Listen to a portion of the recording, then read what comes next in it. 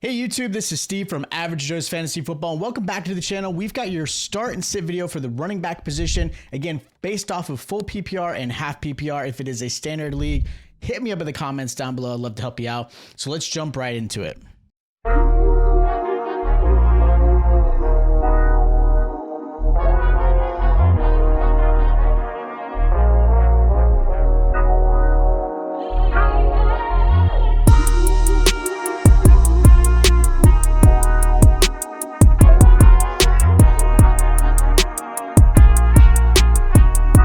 All right, so before we jump into the matchups, just want to kind of go over some things that are going on in the NFL. So your top three running backs when it comes to fantasy is Jonathan Taylor, Christian McCaffrey, James Cook.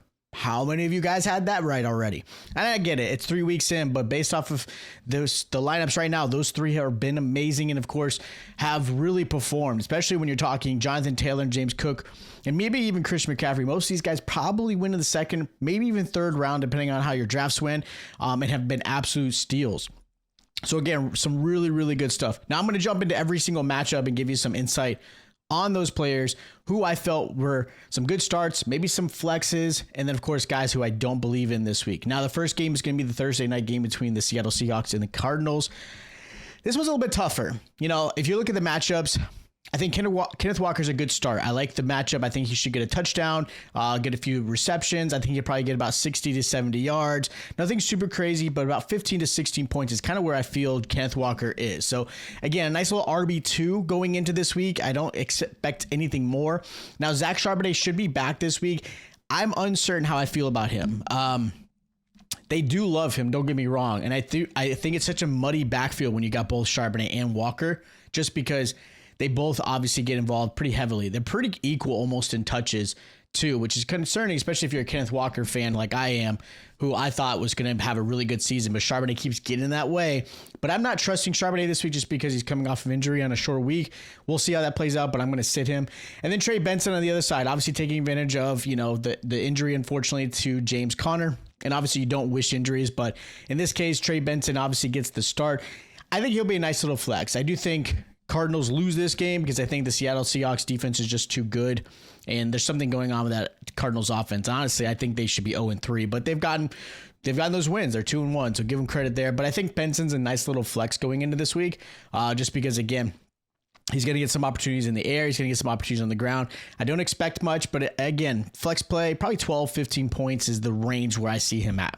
Now, jumping into the early Sunday game in Dublin, Ireland, said that backwards. You've got the Steelers versus the Vikings. Now, this one, Jordan Mason is probably the only one I really trust. Jordan Mason obviously is a nice little start just because, again, he's going to get plenty of opportunities. He's going to try to lessen the amount of pressure on Carson Wentz. Obviously with the J.J. McCarthy injury or whatever the case may be, with Wentz being in there, I think Mason obviously flows really well. Steelers defense has been okay. They're not amazing, and they're actually allowing a decent amount of points to the running back position. Nothing super, super crazy. Vikings, very similar. Again, it's pretty solid defense, so I don't really trust a lot of the running backs there. I think Jaylen Warren is a nice little flex, again, if you need to put him in there because his receiving game has been amazing. Kenneth Gainwell, I'm not even going to consider starting. But again, if Pittsburgh, finds itself behind, Warren may have some value in the passing options. And again, which is why I like him in the flex there. Now, jumping into the Sunday games, the 1 o'clock games. First game is going to be the Tennessee Titans versus the Texans. Tony Pollard, start. He's getting volume. He's getting touches, whether it be in the air, whether it be on the ground. Again, not too much into that one. Houston's defense has been moderate against running backs. Nothing super, super crazy. They've been okay. But again, like Pollard is a good start. Now, as far as the flip side, Nick Chubb, I'm sitting. He's starting to lose snaps and usage to Woody Marks. So that's kind of a concern. And then Woody Marks as a flex, I think could possibly be there just because, again, if you're looking at maybe garbage time, he's getting receptions, things like that. I think that's where Woody Marks has some type of, maybe play this week. Again, I'm not loving either Texan running back, but if I'm going to play one or if I'm in a deep league, Woody Marks is a decent flex. Now, jumping into the Eagles-Bucks, Barkley, obviously at start. Bucky Irving, obviously at start. Like those two guys, no matter what happens, even with, the Eagles defense having a pretty good run defense, especially with Jalen Carter in the middle. Their linebacker, Zach Bond's been amazing. I'm still going to put Bucky Irving just because he's going to get receptions, and that's going to help elevate his game this week. Both Shipley and Rachaad White, I'm going to sit. No real value there. Again, no reason to put them in there unless an injury happens, but of course, we don't wish that there. Now, the next matchup is the Panthers versus the Patriots. Chuba Hubbard's a nice little flex. He's serviceable, decent ceiling. I mean, he's going to probably get you about 13 to 15 points just because, again, the Patriots run defense, they've been okay, right? Like, you're looking at what they've given up so far this season. Their points per average to the running back position has been about middle of the pack so far in this league. They're allowing 22 points as a whole to the running back position. Then you got Carolina Panthers, who, very similar, allowing 21 points. So you're looking at the matchups of this one. Chuba, I think, he's been obviously, he's not been where you hope he was. Like, you drafted him high enough where you felt he could be a possible RB1. He's not performed well. Dowdle's taken a couple red zone touches from him, gotten some touchdowns there. So that's kind of worrisome. But for me, Chuba's a nice little flex. I'm going to sit Dowdle. I'm going to sit Gibson. I'm going to sit Travion Henderson.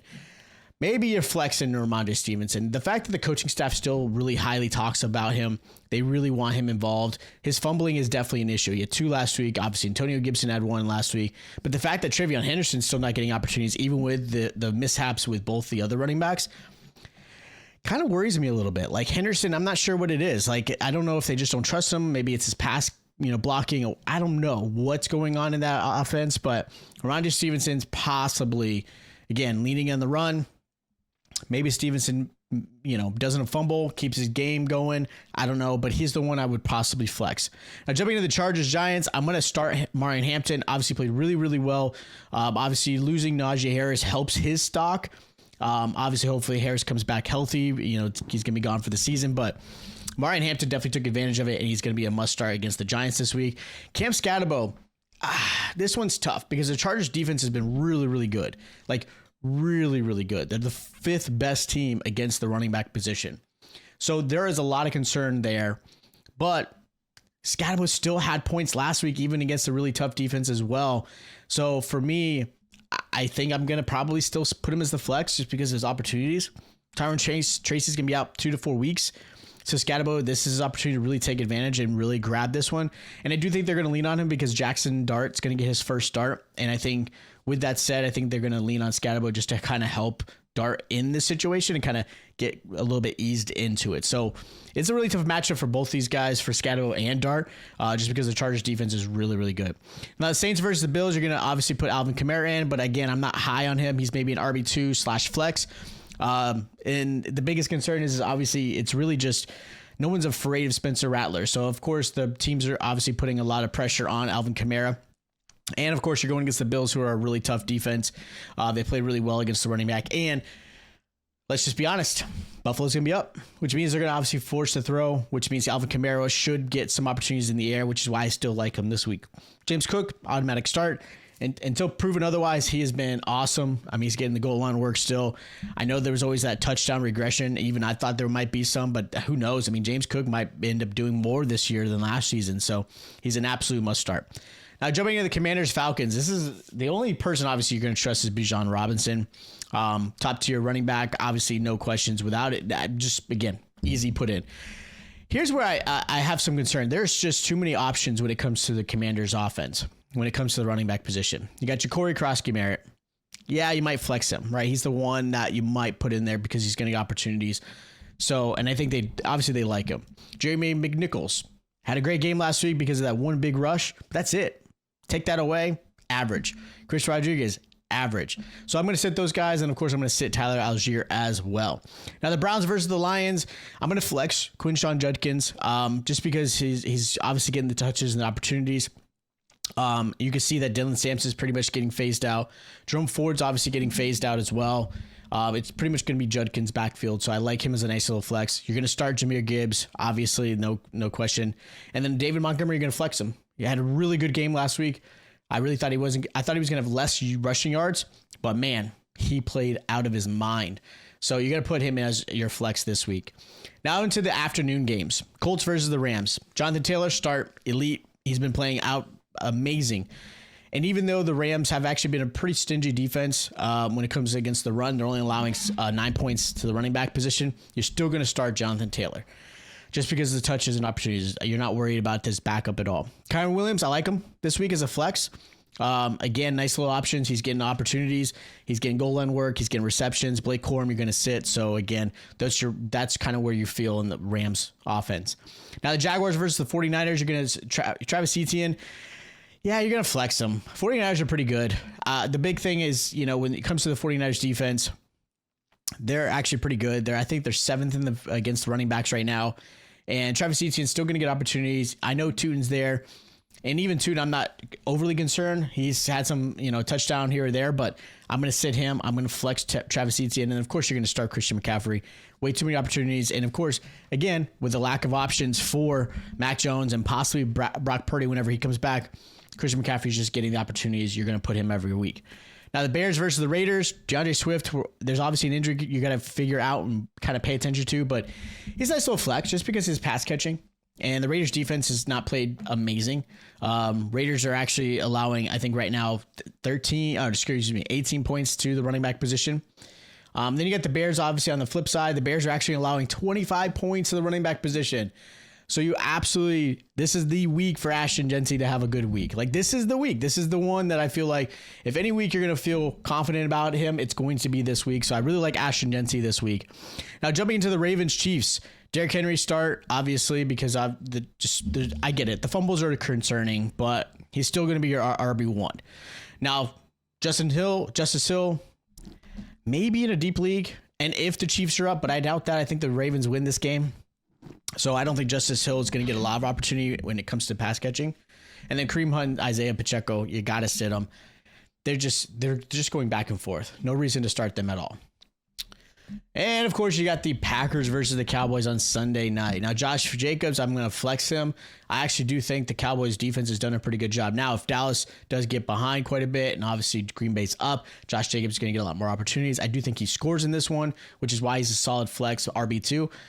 But again, you got to give credit to Dallas. The one thing they are doing a good job is they are actually doing a pretty good job of stopping the run. But again, you're going to put Jacobs in there. You're going to flex Javonte Williams as well. I think his pass catching is going to be his biggest opportunity in this game. I think Green Bay gets up big. I think Green Bay wins by probably 14 points. I just don't think Dallas can keep up, especially with CeeDee Lamb being out there. And I think Micah Parsons gets that sack against Dak, which is kind of sad to see, but Javonte Williams is definitely going to be a flex because he's going to get at least 4 to 5 receptions. That's kind of where I see it at. Now, the Monday night game, you got 2 games here. You got the Jets versus the Dolphins. Breece Hall, you're going to start. Again, the Dolphins are actually struggling. They're allowing 23 points to the running back position. I love this matchup for Breece Hall. Braylon Allen, I'm going to sit. Again, unless something happens, I just don't see there's an opportunity there. Devon Achane, obviously, you're going to start. Even though, the Jets are actually a team that defensively has done a pretty good job. They're about middle of the pack when it comes to stopping the run. So for me, yeah, Devon Achane is kind of a risk, but still, he's going to get receptions. He's going to get some goal line work if they get down the field. We'll see how Tua plays out. But and then Ollie Gordon is just too much of a risk. If they don't get down the field, his value is not quite there. He's definitely their short yardage back. And if he does get down there, obviously he gets a score, maybe gets 9 to 10 points. Maybe in a deeper league, you flex him. And the last game is going to be the Bengals versus the Broncos. Chase Brown, this is the tough one, right? When you're looking at Chase Brown, where you drafted him, most likely, you are just absolutely just disappointed with how his season is going so far. Part of it is you can't obviously predict what had happened to Joe Burrow. So that is something you just kind of have to live with. So going into this season, obviously Chase Brown was expected to be like an RB1. Even I had high hopes. But right now he's struggling. He's averaging 9 points a game. And then you're going against, this defense of the Browns, who are one of the best against the run. I still flex him only because I think the receptions might have to be there for him to have some success. But I'm thinking maybe 10 to 11 points. Like, that's kind of where he's going to be at. Now, on the flip side, we're going against the Broncos. On the flip side, the Broncos side, you're going to start J.K. Dobbins. R.J. Harvey, not enough touches. They're not really implementing him in the offense. So again, I'm going to sit him this week. So this is my week 4 starts and sits for the running back position. If you guys have questions, hit me up in the comments down below. I'd love to help you guys out. Again, feel really good about some of these players, maybe a little bit shaky. Hit me up in the comments. I'd love to give you some insight of some trades, opportunities, maybe some players you should pick up if you haven't already. Again, I know we're in week 4, but there's a lot of changes going on. If you guys haven't already, make sure you guys subscribe to the channel, hit that like button, and I'll check you guys out next time.